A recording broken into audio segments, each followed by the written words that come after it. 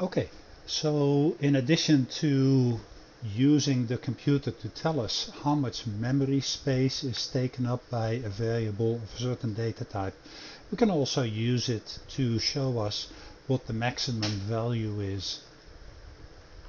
So you see that over here we use things like int max, which is the maximum value of an integer in this system.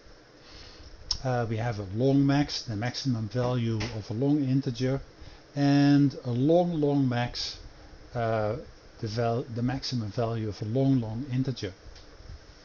The all caps indicates that these are constant values. We'll talk about constants later on for our regular programs too, but that's typically what we do.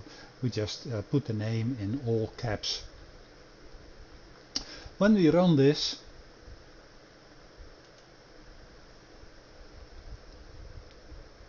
we see that the maximum of an integer is about 2 billion and a long integer is also 2 billion.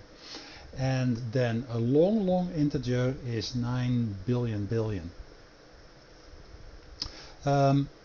So that suggests that the integers and the long integers have the same maximum, and indeed when you go over here, the integer and the long integer,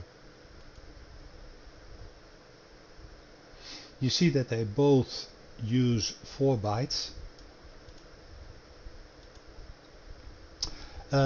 If you look at the maximum of an unsigned integer, we note that with u for unsigned and then int for integer underscore max, the maximum value.